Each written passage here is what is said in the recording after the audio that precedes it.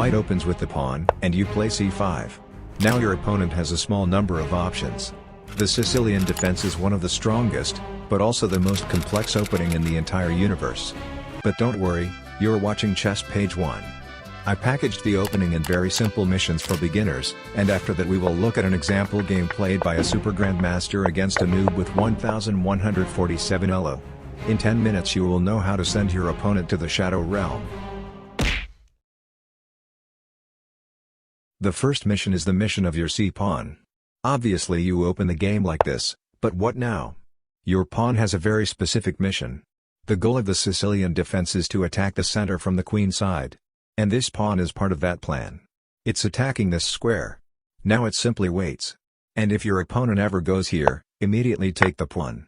That's the first mission. There are a billion quintillion different variations depending on how you play these pawns. But these simple missions will cover everything you need to know as a beginner. In most of your games, White will not immediately offer their pawn. Instead they might do anything else. Your next mission is to get your bishop here, so it can apply pressure over the whole board. Move your pawn to make room, and next put the bishop here. But oh look at that, White played d4. Remember what I said? Immediately take it. Everything else can wait. White recaptures. And now you can continue your normal mission. Nice, the bishop is here. White makes some move. Now you want to bring out your knight. If they take it, no problem. Recapture and you have an open file for your rook. This is great because you want to attack over the queen side later. If they don't take, also great. Develop your pieces in this pattern. You'll see what I mean. Your pawn goes here. Your knight goes here. Castle your king. Your bishop goes here. And your rook goes here. I think it's easy to remember the positions, but remembering the order is difficult. But look at this. You developed this knight first. Then the pawn. The knight. Castle the king. The bishop. The rook. After pushing the pawn and building this bishop house, you just follow the round arrow and develop the pieces in that order. There are two setups you have to know. This is one of them. Yes, you just learned half of the Sicilian defense with these missions. This is the setup you want to build, if you traded your c-pawn earlier. If you couldn't trade the c-pawn yet, you need a different setup. So let's go back to this moment. Sometimes, White doesn't go here. Normally you attack the center like this, but now you can't do that because there is no pawn to attack. You have to find a new way to attack the center. I'll show you how we do that. Let's say they develop the bishop instead. For now, just continue your normal missions. Develop the bishop. They probably castle or something, and you develop your knight. You already know that. White makes another random move. And if you remember this thing, the next piece in your development would be the pawn. But you still have the c-pawn. If you still have the c-pawn, meaning your opponent didn't offer a trade and you weren't able to attack the center so far, you don't want to push this pawn. But instead push the neighbor pawn. This way you prepare a move like this later, forcing the attack on the center. Nobody can stop our attack. That's the Sicilian spirit. White makes some random move again, and now you want to develop your knight. Usually you go here, but this time there's a better spot. Because you moved this pawn, the knight can go here. White moves something again. And now you have to count. Can you count? Can you count to 3? I hope you can count to 3. How many times is White attacking this square? 1, 2, 3. If you move the pawn, how many times are you attacking this square? 1, 2, and 3. Great. Fantastic. Attack. If you trade all pieces, you win.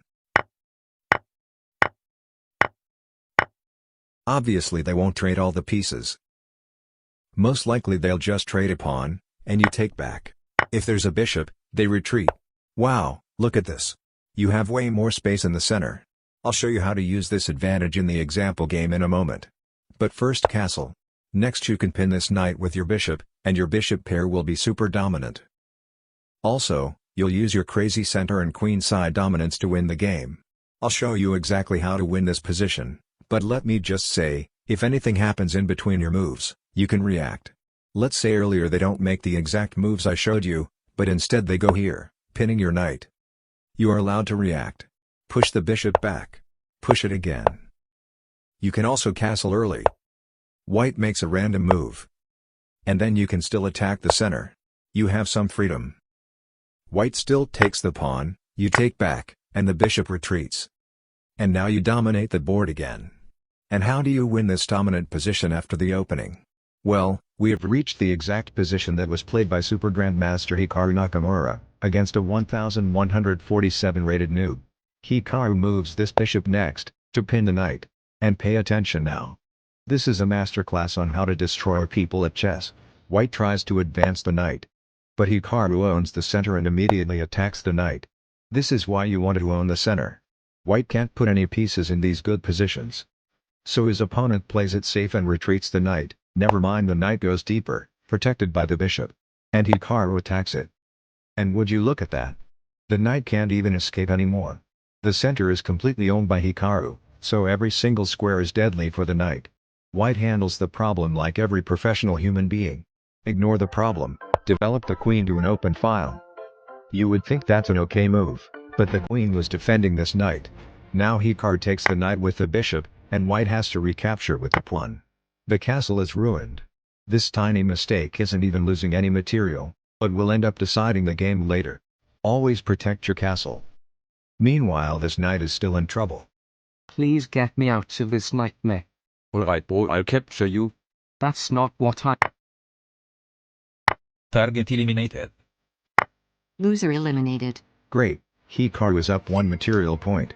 That's nice, but not winning the game at all. White moves the queen and it's Hikaru's turn. Hikaru clearly dominates the queen side and center. He decides to bring his knight to a more aggressive position, while also putting pressure on this isolated pawn, and also attacking this pawn. Of course the white player doesn't like this and immediately pushes the pawn, so that Hikaru can't attack it. Do you see the problem? The knight can go here, forking the queen and the rook. The queen moves to safety, but the rook was sold like a tuna sandwich from yesterday. Cheap and quick. He doesn't even get a chance. And you might be wondering, what if my opponent doesn't make the same mistake? No problem. The point here is not this exact tactic. Hikaru has a dominant queenside position. He was able to push his knight all the way over here and attack. There were hundreds of things that could have gone wrong for white. This pawn was under attack, this pawn, this rook, everything was collapsing, and it's a question of time until white makes a mistake, because Hikaru can attack. When white tried to attack, he was immediately shut down by Hikaru's massive center. Having a strong center allows you to do these things, and your opponent is eventually going to make a mistake. Tactical skill is very important too, obviously. And the best way to immediately improve your tactical skills is to improve your focus. It sounds too easy to be true, but you can play like someone who is 100 elo stronger than you, by simply focusing. I see this all the time in ChessPage University. Simply focus, and you will instantly get better. Speaking of which, congratulations to this student who finished the Superior Focus Guide. He was the first to complete the 30-day challenge, and part of his prize was to be mentioned in a YouTube video. Great job! And yes, his name is really Magnus, it's not staged. Go to school.com/chesspage if you want to unlock your chess skills and see more content. Back to the game. White captures the knight, and Hikaru moves the rook. White also moves the rook, and Hikaru moves the knight to g6. It's time to attack the king's side. The castle is clearly weak. If you manage to destroy your opponent's castle, try to attack the king as soon as possible. White comes up with a weak attempt to attack the center, and Hikaru trades pawns. Now the queen moves here. Can you guess why? It seems that white doesn't understand it. White moves the rook here, taking over this open file. That's not a bad thing, but the queen moved here so it can attack the king. And here we go. This is a very dangerous pattern. You can often force some kind of checkmate in a situation like this.